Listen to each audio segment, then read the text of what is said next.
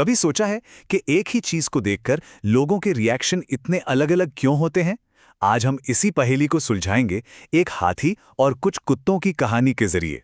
और ये कहानी सिर्फ कहानी नहीं है, ये एक बहुत जरूरी सबक सिखाती है कि तारीफ और बुराई के बीच अपने रास्ते पर टिके कैसे रहें। तो चलिए सीधे कहानी के दिल में चलते हैं। यहाँ एक बड़ा अजीब सा लेकिन दिलचस्प कॉन्ट्रडिक्शन है। एक तरफ है इज्जत, बेहिसाब इज्जत, और दूसरी तरफ कुछ बिल्कुल उल्टा। जरा सोचिए, एक विशाल शाही हाथी धीरे धीरे अपनी ही धुन में एक गांव में दाखिल होता है, और जैसे ही वो आता है ना, एक साथ दो बिल्कुल अलग, मतलब एकदम उल्टी फीलिंग्स पैदा हो जाती हैं। एक है गहरी श्रद्धा और दूसरी उतनी ही गहरी नफरत। बस यही है इस कहानी का सबसे अनोखा पहलू। तो एक तरफ तो ये मंजर है कि गांव के लोग, क्या बूढ़े, क्या जवान, क्या बच्चे, सब उसके सामने हाथ जोड़कर खड़े हो जाते हैं। क्यों? क्योंकि उनके लिए वो सिर्फ एक जानवर नहीं है, वो तो भगवान गणेश का जीता जागता रूप है। चारों तरफ एक अजीब सी शांति और इज्जत का माहौल बन जाता है। लेकिन कहानी का दूसरा पहलू भी तो है। जहां एक तरफ लोग पूजा कर रहे हैं, वहीं दूसरी तरफ गांव के कुत्ते वो उसे देखकर लगातार भौंकते हैं, उसे परेशान करने की कोशिश करते हैं। मतलब सोचिए कितनी अजीब बात है ये, कि जिस जीव को सबसे ज्यादा सम्मान मिल रहा है, उसी को सबसे ज्यादा तंग भी किया जा रहा है। और पता है, ये कहानी सिर्फ हाथियों और कुत्तों तक ही सीमित नहीं है। नहीं, ये तो जिंदगी का एक बहुत बड़ा नियम समझाती है, तारीफ और बुराई का नियम। ये ना कुदरत का एक बहुत सीधा साधा नियम है। जहां फूल होगा वहां मधुमक्खियां तो आएंगी ही, पर साथ में कीड़े मकोड़े भी आएंगे।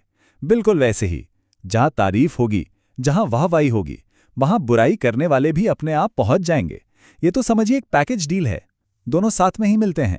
तो अब सवाल ये उठता है, जो कि सबसे दिलचस्प हिस्सा है, कि इस आलोचना के पीछे की असली वजह क्या है, मंशा क्या है? तो इन कुत्तों को हाथी से दिक्कत क्या है? आखिर वो भौंकते क्यों हैं? और इसका जो जवाब है ना, वो बड़ा हैरान करने वाला है। देखिए, कुत्तों को हाथी के बड़े शरीर से या उसकी ताकत से कोई लेना देना नहीं है। नहीं, उनकी असली तकलीफ तो उन लोगों से है जो हाथी के सामने हाथ जोड़कर खड़े हैं। वो उस इज्जत को बर्दाश्त ही नहीं कर पाते जो हाथी को मिल रही है। ये जलन है और कुछ नहीं। और ऐसे बुराई करने वालों का तरीका हमेशा एक जैसा ही रहता है। सामने आकर कुछ कहने की हिम्मत तो होती नहीं, तो वो हमेशा पीछे से ही भौंकते हैं और भौंकते रहते हैं बिना रुके। तो ठीक है, एक तरफ पूजा हो रही है, दूसरी तरफ भौंकना जारी है, इतना सब कुछ चल रहा है। पर हमारा हीरो, वो शांत और ताकतवर हाथी, वो क्या कर रहा है? चलिए देखते हैं कि वो इस पूरे शोर शराबे से डील कैसे करता है। वो ना तो भौंकने वालों को देखकर रुकता है और ना ही तारीफ करने वालों के लिए ठहरता है। वो तो बस अपनी ही धुन में, अपनी ही मस्ती में एकदम शाही अंदाज में आगे बढ़ता रहता है।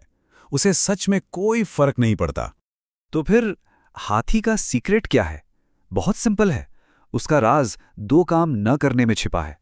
पहला, वो अपने चाहने वालों, अपने प्रशंसकों के लिए भी नहीं रुकता, और दूसरा, वो अपने आलोचकों यानी भौंकने वालों की तरफ मुड़कर भी नहीं देखता। वो बस चलता रहता है। अब चलिए इस पूरी कहानी को जिंदगी से जोड़कर देखते हैं, क्योंकि सच तो ये है कि जिंदगी के सफर में हर कोई हाथी बन सकता है। ये हाथी असल में हर उस इंसान की मिसाल है जो बाहर क्या हो रहा है, कौन क्या कह रहा है, इस शोर शराबे की परवाह किए बिना सिर्फ अपने लक्ष्य पर ध्यान देता है और अपने रास्ते पर मजबूती से चलता रहता है। और ये बात हर दौर में हर किसी के लिए सच है। जब कोई अपने रास्ते पर निकलता है ना, तो तारीफ करने वाले भी मिलेंगे जो तालियां बजाएंगे, और पीछे से चिल्लाने वाले आलोचक भी मिलेंगे।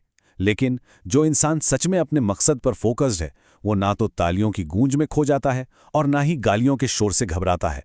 वो तो बस अपने भरोसे के साथ आगे बढ़ता रहता है। तो इस पूरी कहानी का निचोड़ क्या है, सार क्या है? बहुत साफ है। फोकस अपने रास्ते पर होना चाहिए, ना कि रास्ते के अगल बगल खड़े तारीफ करने वालों पर या पीछे भौंकने वालों पर। बस अपनी रफ्तार से, अपनी मस्ती में चलते रहना है, कोई देख रहा हो या ना देख रहा हो। तो आखिर में सवाल बस यही बचता है कि जिंदगी के सफर में जब तारीफ करने वाले भी मिलेंगे और बुराई करने वाले भी, तो चाल किसकी अपनानी है? हाथी वाली, अपनी मस्ती में आगे बढ़ते रहने की, या फिर कुत्तों के भौंकने की आवाज सुनकर रास्ता बदल लेने की? फैसला अपना अपना है।